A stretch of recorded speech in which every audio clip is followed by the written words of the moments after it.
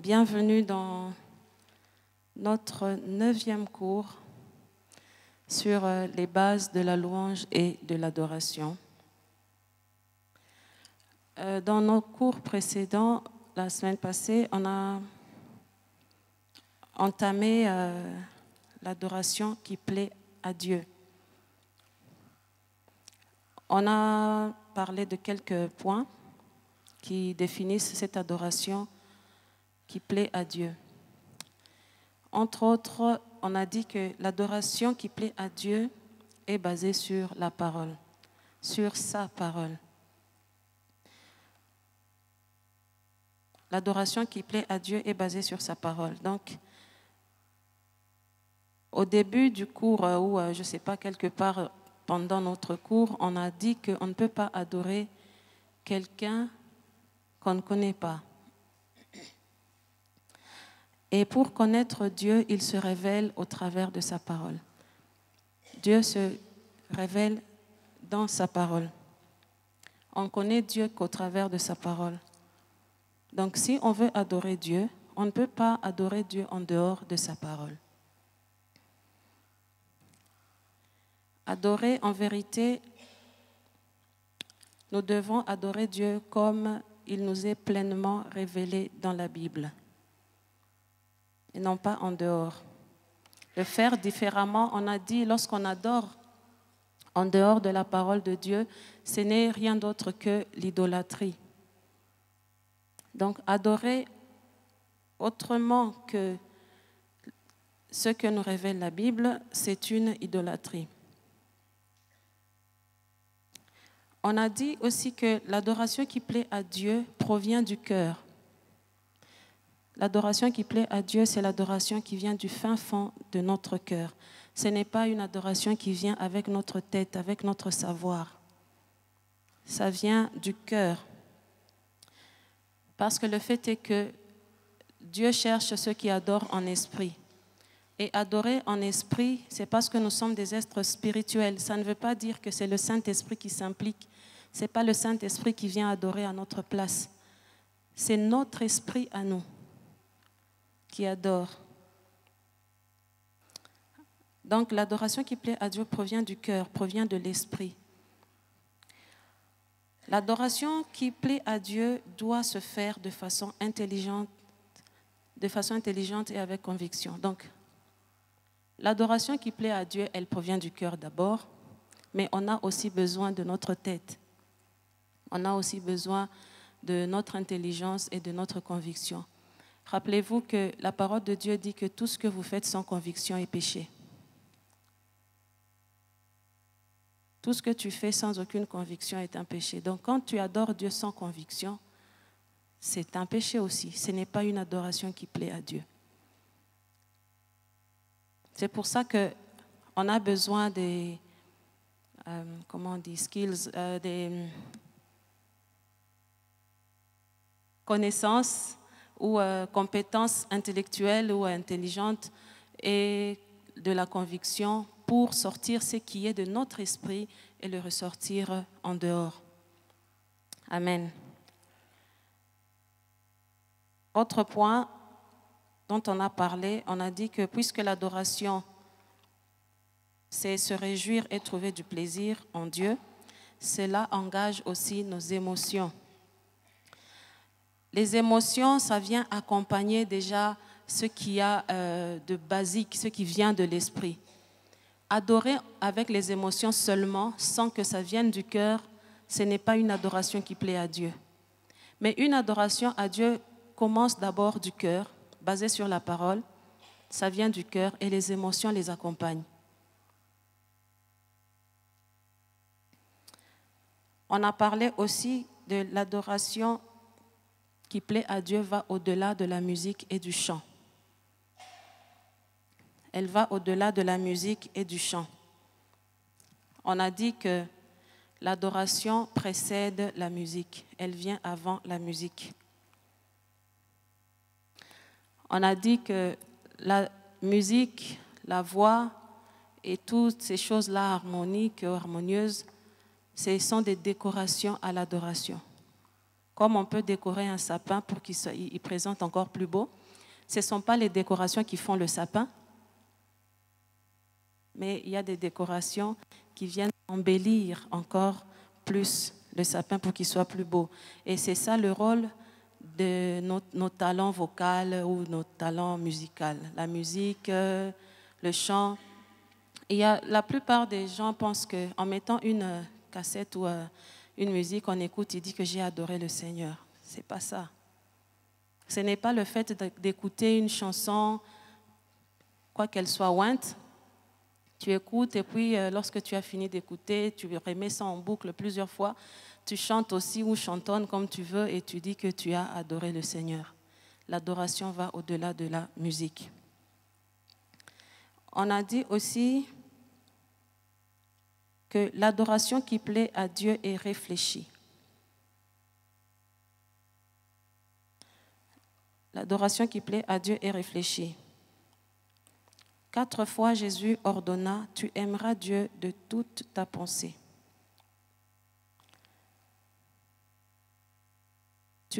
Tu aimeras Dieu de toute ta pensée. Dieu ne se plaît pas dans l'adoration inconsciente. Donc, comme si quelqu'un, tu avais une absence, hein?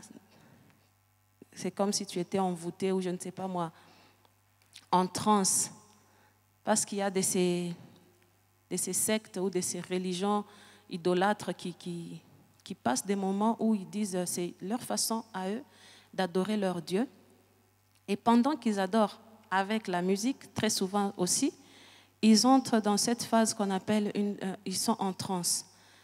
C'est comme si ce ne sont plus eux qui étaient là, quoi. Il y a quelque chose d'autre qui se manifeste au travers eux. Ils ne sont même plus conscients de ce qui se passe. Ils sont dans un état second. Ils sont en transe. Et ça, ce n'est pas l'adoration qui plaît à Dieu quand il s'agit de nous qui sommes nés de nouveau. L'adoration qui plaît à Dieu plutôt, est réfléchie. Même quand les gens se mettent à crier, à bouger dans tous les sens, ils sont conscients. On ne peut pas dire que non, parce que je suis rempli du Saint-Esprit, je suis plein, je ne sais pas de quoi, je ne sais pas ce qui se passe.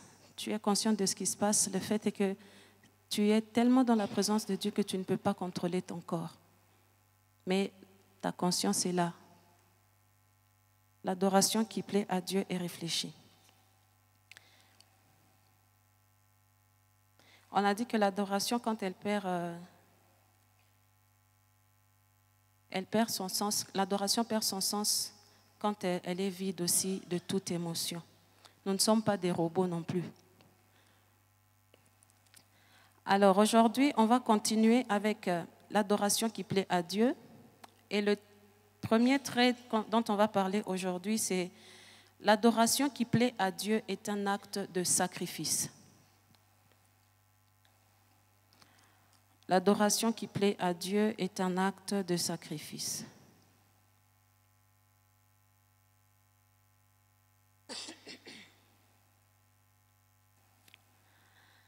Dans l'Ancien Testament, Dieu prit plaisir au sacrifice d'adoration parce qu'il préfigurait le sacrifice de Jésus pour nous sur la croix. Dieu prit plaisir au sacrifice d'adoration parce qu'il préfigurait, il donnait l'image du sacrifice que Jésus allait faire pour nous sur la croix. Ça, c'était dans l'Ancien Testament. Mais depuis que Jésus a totalement payé le prix pour nos péchés, les sacrifices expiatoires ne sont plus nécessaires. Donc, ces genres de sacrifices qu'on faisait dans l'Ancien Testament, les brebis, les colombes et toutes ces choses-là que Dieu exigeait qu'on offre en sacrifice ne sont plus nécessaires parce que Jésus est le sacrifice parfait. Le sacrifice qui a remplacé toutes sortes de sacrifices qui pourraient exister. Il n'y a plus besoin d'un autre sacrifice qui soit meilleur que celui de Jésus. Donc, il n'y a plus besoin des sacrifices expiatoires.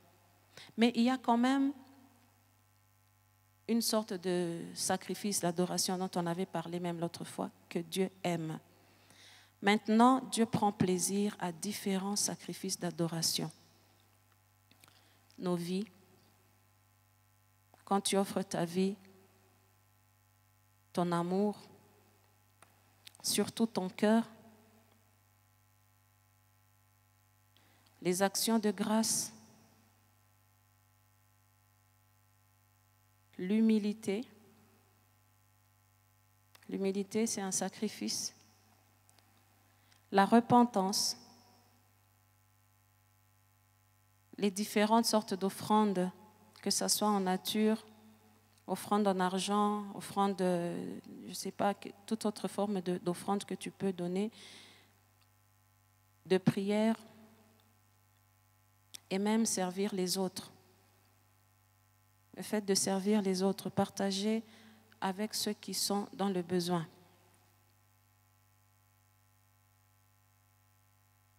Car la vraie adoration, cette adoration qui plaît à Dieu, elle nous coûte toujours quelque chose. La vraie adoration nous coûte quelque chose. Très souvent, je ne sais pas, je crois que c'est par politesse, nous les hommes, quand quelqu'un t'offre quelque chose, il y a une phrase qu'on aime dire, c'est l'intention qui compte, n'est-ce pas? Nous disons toujours, c'est l'intention qui compte, comme si la valeur de la chose qui nous a été offerte ne comptait pas vraiment. Mais franchement parlant, quelque part, si je viens, je t'offre un papier mouchoir le jour de ton anniversaire, tu ne vas pas me dire que c'est l'intention qui compte. Donc, il y a aussi quelque part la valeur qui compte, la valeur de la chose qu'on donne. C'est vrai, l'intention compte, mais la valeur de ce que tu donnes. Quand tu donnes quelque chose que tu as ramassé à la poubelle, ça montre un manque de considération vis-à-vis à la personne à qui tu offres la chose, n'est-ce pas? Si tu as de la considération assez élevée par rapport à la personne, tu lui offres quelque chose que tu aimes, qui t'a coûté quand même quelque chose. Parfois, tu peux offrir à une personne que tu aimes une chose que même toi, tu n'as pas. Juste parce que tu aimes la personne, tu aimerais lui offrir quelque chose que toi-même, tu n'as pas. Non pas lui donner seulement ce dont tu n'as pas besoin, le superflu. Et quand il s'agit de Dieu, c'est pareil. Le roi David avait compris ça.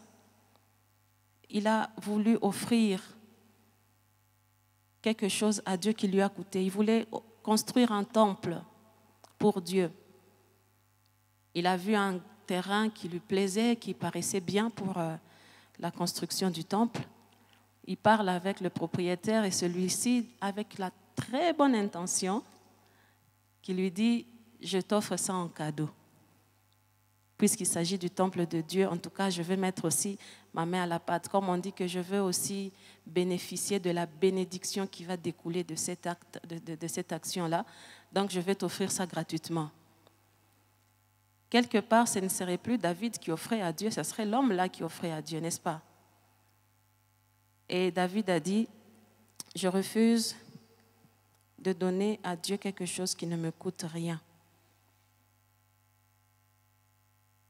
S'abandonner soi-même, c'est quelque chose qui te coûte. Laisser tes activités et venir servir, c'est quelque chose qui te coûte. Il y a plusieurs façons de démontrer notre amour à Dieu en offrant quelque chose qui nous coûte. Renoncer au moi, c'est quelque chose qui nous coûte.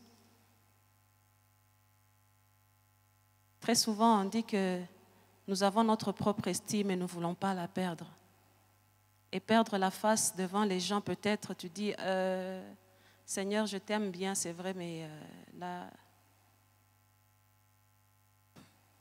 c'est quelque chose qui te coûte.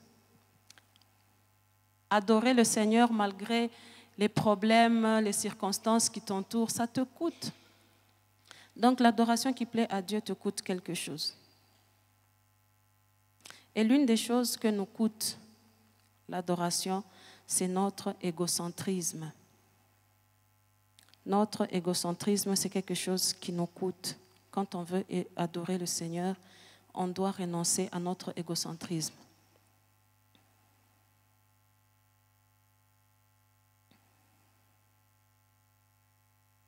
L'adoration qui plaît à Dieu nous coûte notre égocentrisme. Nous ne pouvons pas exalter Dieu et nous-mêmes à la fois.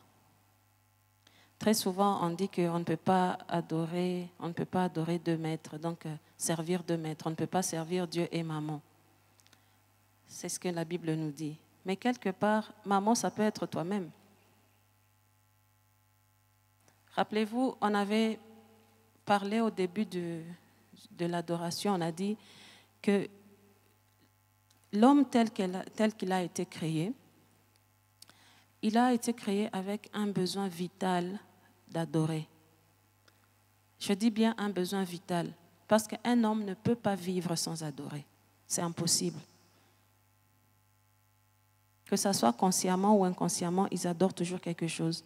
Il y en a qui adorent Dieu le Père, il y en a qui adorent le diable, il y en a qui adorent ouvertement le diable, c'est vrai, il y en a qui adorent pas ouvertement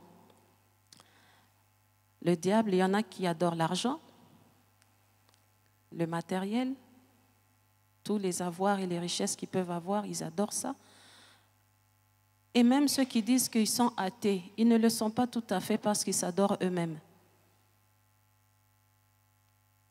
Ils s'adorent eux-mêmes. Il y a des gens qui ont une très, très, très haute estime de soi. Ils sont en admiration, en adoration vis-à-vis d'eux-mêmes. Donc, l'homme ne peut pas ne pas adorer. Il adore toujours quelque chose. Et tu ne peux pas non plus adorer Dieu et t'adorer toi-même en même temps. Parce que l'égocentrisme implique le fait d'avoir un moi qui est très élevé. Tout, c'est moi. Tout doit se tourner vers moi. Ici, c'est moi, moi, moi. I, me and myself. Moi, moi, moi, moi, moi, moi. L'égocentrisme.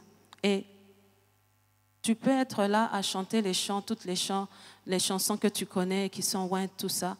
Mais quand tu t'adores toi-même, ça revient à ce qu'on avait dit. L'adoration va au-delà du chant. Tu peux chanter Dieu, mais ce Dieu-là, on ne sait pas si c'est Dieu le Père ou si c'est Dieu moi.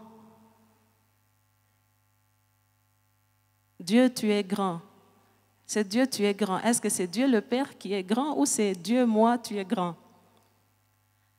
Donc, ça nous coûte quand même notre égocentrisme quand on veut adorer Dieu en vérité. On n'adore pas pour être vu des autres ou pour faire plaisir aux autres. Si tu adores pour faire plaisir aux autres, ce n'est pas correct. C'est détourner volontairement l'attention vers nous-mêmes. Tu es en train de détourner volontairement cette attention. Tu es en train de voler la gloire de Dieu. Tu prends la gloire de Dieu et tu la détournes vers toi. Et Dieu a dit que sa gloire, il ne la partage avec personne.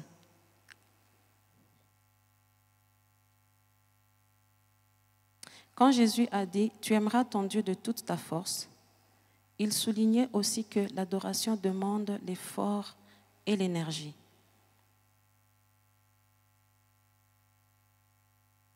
L'effort et l'énergie.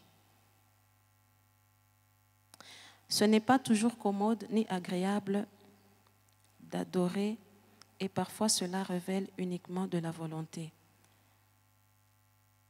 Très souvent, la volonté, ça vient avec la louange. Quand on doit louer, c'est une volonté, tu décides. C'est une décision que tu prends. Et cette volonté, elle implique indirectement aussi l'adoration. Quand tu dois adorer, tu ne décides pas. L'adoration, c'est une conséquence de la louange. Pendant que tu loues, ton cœur se lève en adoration. Mais avant que ton cœur s'élève en adoration, tu dois décider de louer. Tu fais un choix. Tu fais un choix. Tu fais un sacrifice volontaire. Louer demande de l'effort. Quand on loue Dieu, même quand on n'a pas envie de le faire, ça te demande de l'effort. Quand on est complètement épuisé, ça te demandera de surpasser ton épuisement pour louer Dieu. C'est de l'effort qui s'implique. Paul a dit, « Je vous en supplie, frères, par les compassions de Dieu, à offrir vos corps comme un sacrifice vivant, saint et agréable à Dieu, ce qui serait de votre part un sacrifice raisonnable. » Un sacrifice raisonnable, ça veut dire qu'il y a des sacrifices qui ne sont pas raisonnables du tout. Offrir vos corps saints, agréables, comme des sacrifices vivants à Dieu. C'est ça, un sacrifice agréable à Dieu. L'adoration qui plaît à Dieu est continuelle. L'adoration qui plaît à Dieu est continuelle.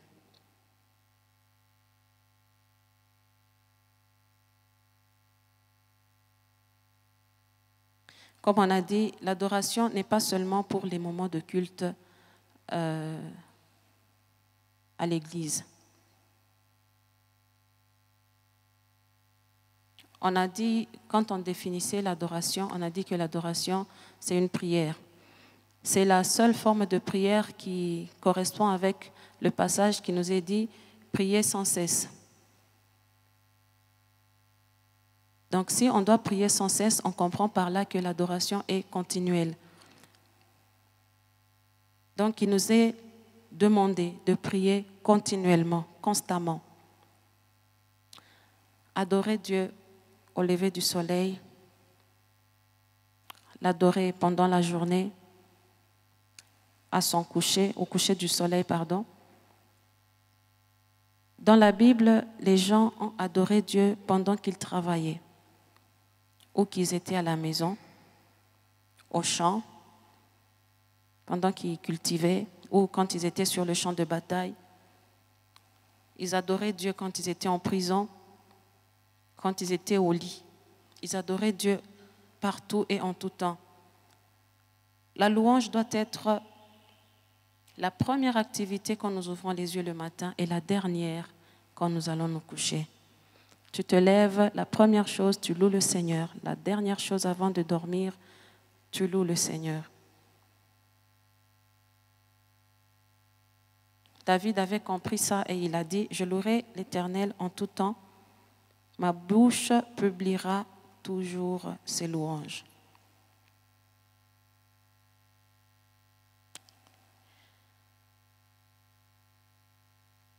L'adoration qui plaît à Dieu n'est pas une partie de notre vie, c'est toute notre vie.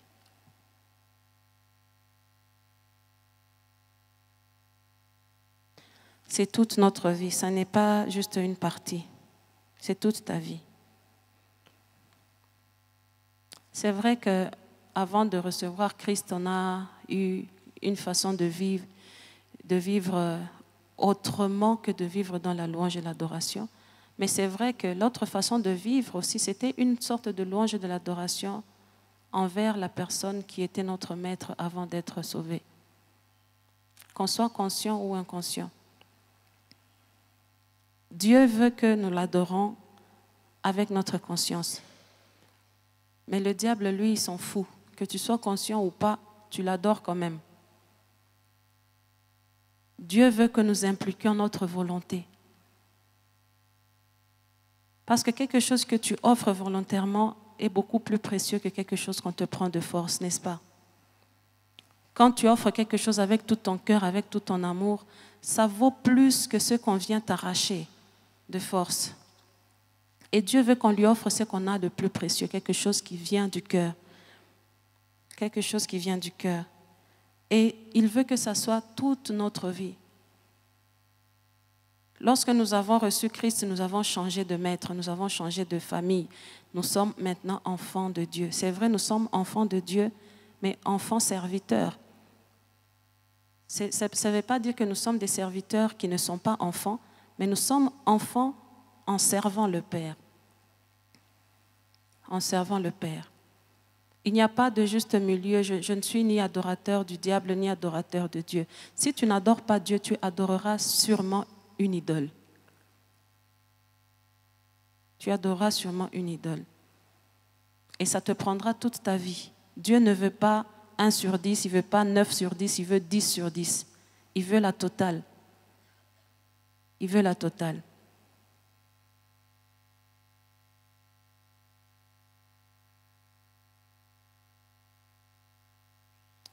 Chaque activité peut être transformée en un acte d'adoration si nous le faisons pour la louange ou pour la gloire et le plaisir de Dieu.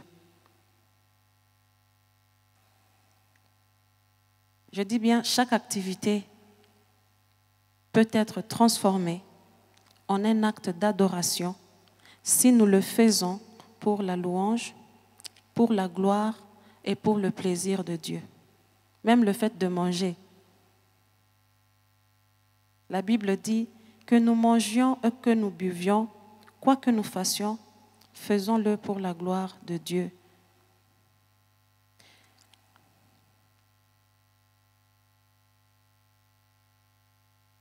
Donc chaque activité peut être transformée en un acte d'adoration si en le faisant, nous le faisons comme pour le Seigneur et en ayant une conversation continuelle avec lui pendant que nous faisons la chose. C'est pour ça que la Bible dit, quoi que nous fassions, faisons-le de tout notre cœur. Tout ce que vous faites, faites-le de bon cœur, comme pour le Seigneur et non pour les hommes. Si tu vas rendre visite aux malades pour que le monde dise qu'il n'y a pas plus social ou compatissant que cet homme sur la terre, ce ne sera pas un acte d'adoration. Mais si tu le fais comme pour le Seigneur, ça se transforme en acte d'adoration. Même le fait d'offrir les petits 100 francs qu'on offre aux enfants de la rue. Quelqu'un qui vient là, ça il dit à papa, ça il dit à maman. Le fait de lui offrir, si tu le fais comme un acte, comme pour le Seigneur, ça peut se transformer en acte d'adoration. Tout ce que vous faites, même le fait de venir étudier à Ibre.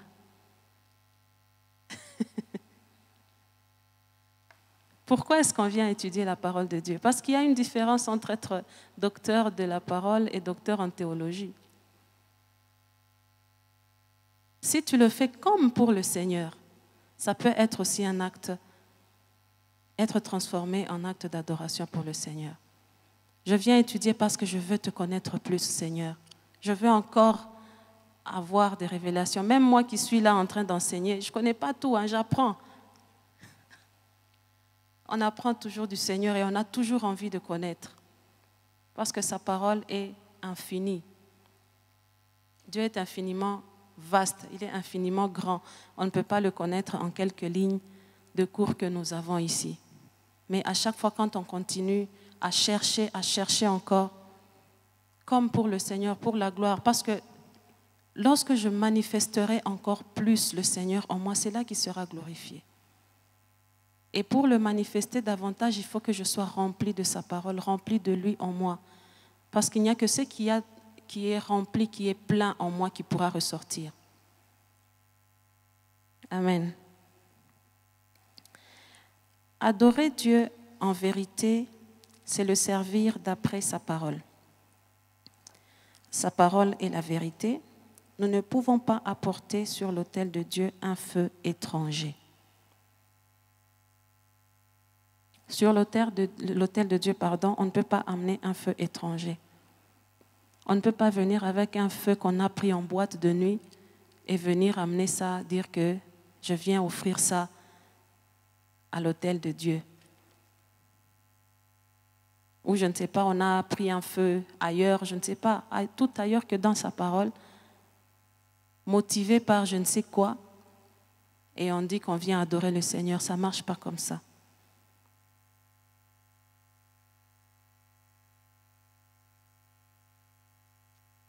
Dieu a des standards et des exigences.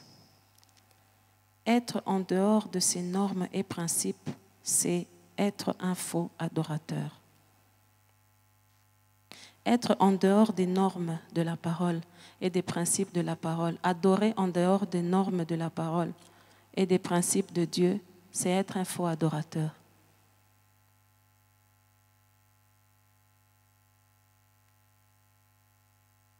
Il nous semble que l'adoration en esprit est celle qui vient du fond du cœur, contrairement au formalisme religieux que Dieu reproche à son peuple au travers d'Ésaïe et que Jésus dénonce chez les scribes et les pharisiens dans Matthieu 15, 8.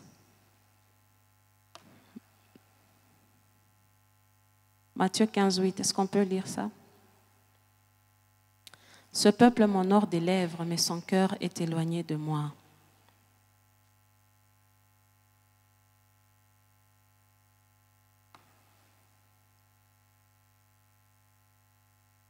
Quand on honore quelqu'un, très souvent c'est par rapport aux actes.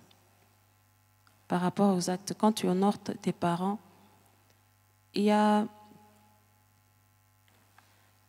des façons d'honorer, par exemple, ton papa ou ta maman. Tu peux dire, je respecte beaucoup mes parents, mais la façon dont tu les traites, la façon dont tu agis vis-à-vis de tes parents, pourront prouver si tu les honores ou pas. Le dire ne suffit pas. Et la façon dont tu les traites, ce n'est pas quelque chose que tu décides à l'instant pour faire voir aux gens que non, puisque j'ai dit que j'honore mes parents, il faut que j'agisse comme ça. C'est quelque chose que tu fais sans réfléchir parce que ça vient du cœur. Tu les honores parce qu'au fond du cœur, c'est ça qu'il y a. Tu veux les honorer du fond du cœur. Et quand il s'agit de faire une action pour eux, la façon de les traiter, tu ne réfléchis pas. Tu ne réfléchis pas. C'est ta façon à toi de les honorer, ta façon à toi d'agir. Et ça, ce qui va ressortir, va démontrer si oui ou non, tu honores tes parents, si oui ou non, tu honores tes aînés, si oui ou non, tu honores les autorités, ou si oui ou non, tu honores les personnes qui t'entourent.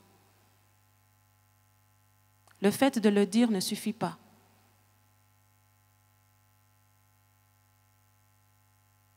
Si Christ a parlé des vrais adorateurs, c'est qu'il y en a forcément des faux. Alors, qui sont les faux adorateurs? Les faux adorateurs, ce sont des prieurs. Ils prient plusieurs fois par jour. Ils se mettent à genoux. Ils haussent la voix, quitte même à déranger tout le voisinage. Ils prient et ils prient encore. Les faux adorateurs sont ceux qui honorent Dieu de lèvres, comme nous venons de le lire là tout à l'heure. Un faux adorateur a un cœur éloigné de Dieu. Son cœur est éloigné de Dieu.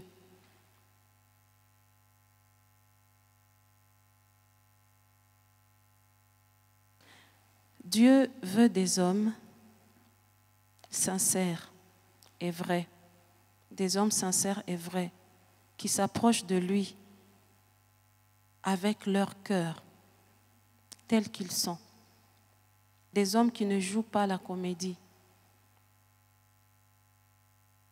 Il veut des personnes qui savent reconnaître leurs manques et leurs faiblesses devant lui.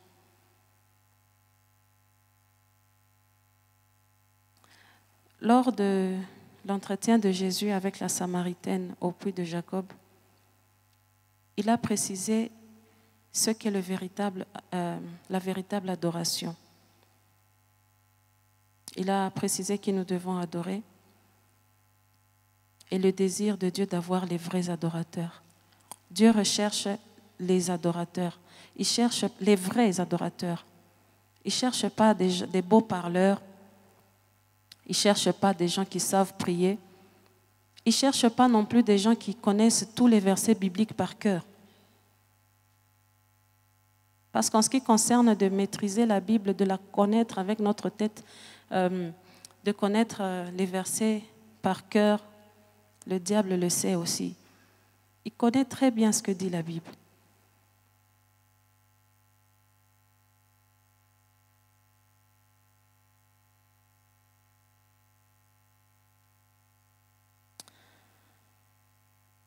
Jésus parlait avec la femme samaritaine et en parlant, il disait que l'adoration, en fait, en quelque sorte, si on paraphrase, l'adoration s'adresse à quelqu'un que l'on connaît. On l'a dit aussi là-bas au début. Il a dit à la femme, vous adorez ce que vous ne connaissez pas. Vous adorez ce que vous ne connaissez pas. Donc l'adoration s'adresse à ce qu'on connaît, à quelqu'un qu'on connaît. Nous adorons ce que nous connaissons, car le salut vient du Juif. Vous pouvez trouver cette histoire dans Jean 4. Mais cette parole, c'est surtout sur le verset 22. Vous pouvez lire tout le chapitre si vous voulez. Pour les vrais adorateurs, l'adoration est le résultat de la connaissance de Dieu, acquise soit par l'observation de la création, soit par la lecture de sa parole, surtout par la lecture de sa parole. C'est là qu'on connaît Dieu davantage. Mais on peut voir aussi Dieu au travers de sa création. Parce que toute la création révèle la grandeur de Dieu. On peut connaître Dieu en lisant la parole, en la méditant, ou soit par une révélation spéciale du Saint-Esprit.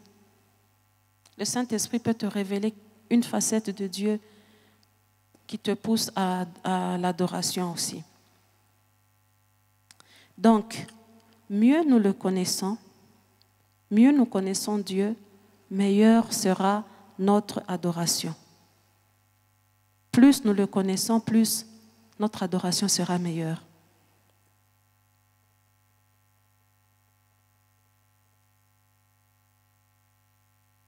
Lorsque Dieu est révélé, ça t'incite, ça suscite en toi l'adoration.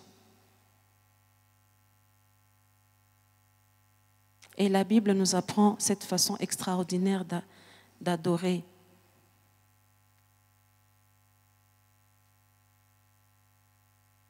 Il y a des créatures célestes qui sont placées devant la gloire même du Tout-Puissant. Et ils adorent Dieu. Les anges adorent Dieu. Les 4 vieillards dans le ciel là-bas, ils ne font que adorer, adorer et adorer Dieu encore et encore. Parce qu'ils sont là, ils sont en face de Dieu, ils voient Dieu tous les jours. Et chaque jour, comme on dit, je ne sais pas comment on le dit en français, mais je vais le dire en kirundi,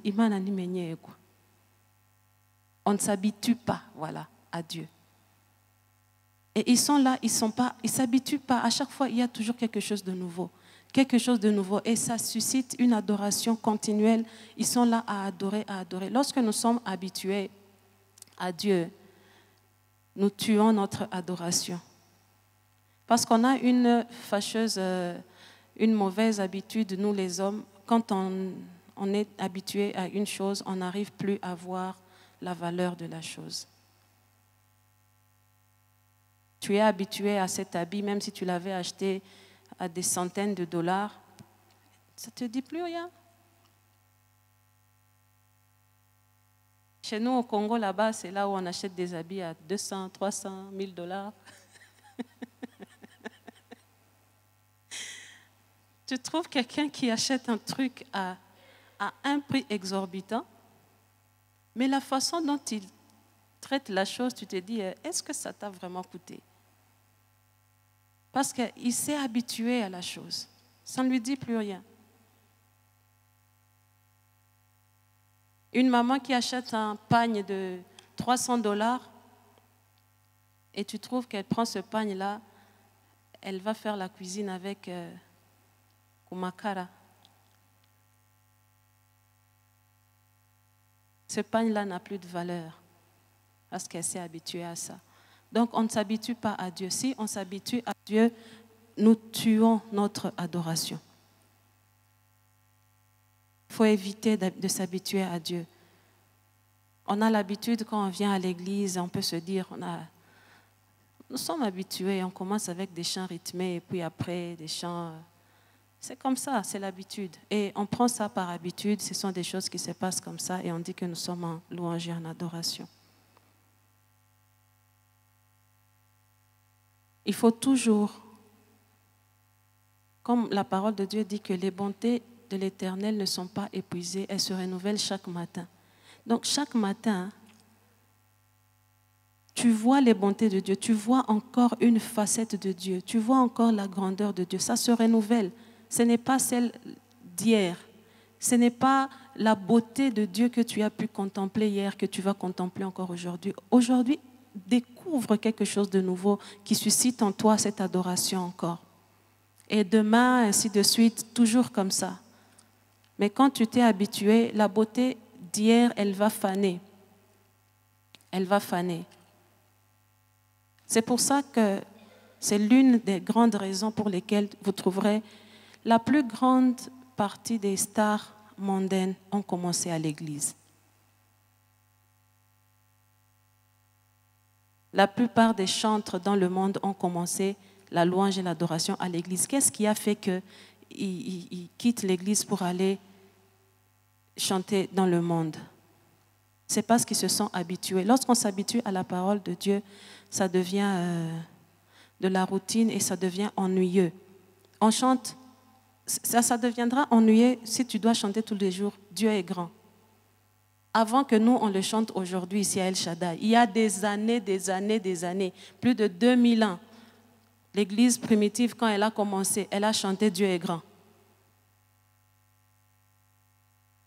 Et aujourd'hui, on continue « Dieu est grand ». Demain, ils vont continuer « Dieu est grand ». Des années plus tard encore.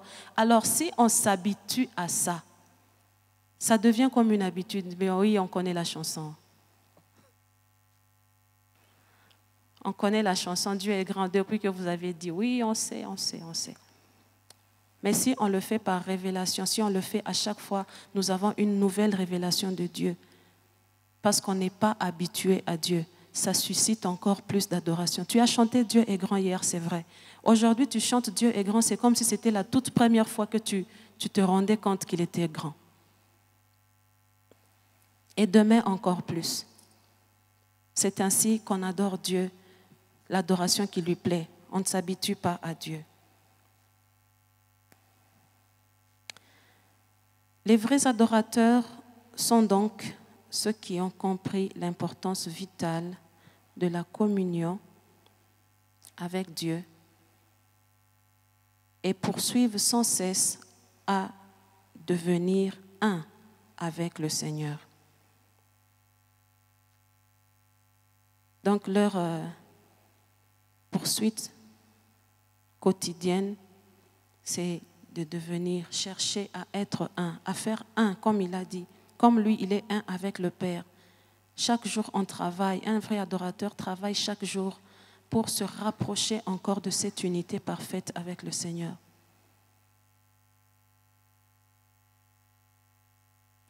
Il en fait sa priorité. Il a compris ce que Dieu aime et il prend ça devient sa priorité à lui. Et ça devient sa passion. L'adoration exprime les sentiments que l'on ne peut pas toujours définir, mais qui montent de notre cœur lorsque nous sommes remplis d'admiration. L'adoration exprime les sentiments que l'on ne peut pas toujours définir, mais qui montent de notre cœur lorsque nous sommes remplis d'admiration, d'émerveillement, en découvrant la grandeur de la gloire de Dieu. Lorsque nous sommes remplis d'admiration, d'émerveillement, en découvrant la grandeur de la gloire de Dieu, nous nous prosternons, nous nous inclinons devant lui, reconnaissant la souveraineté, la grandeur, la majesté de celui qui siège sur un trône infiniment élevé. C'est l'expression du sentiment d'amour que l'on ressent du plus profond de notre cœur en la personne de Dieu.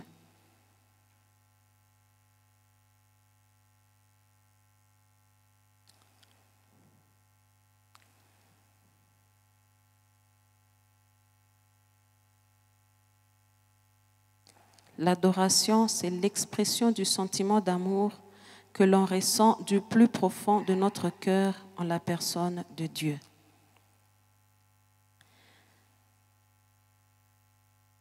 Amen. Nous allons prendre une pause de 5 minutes et on va passer au cours numéro 10.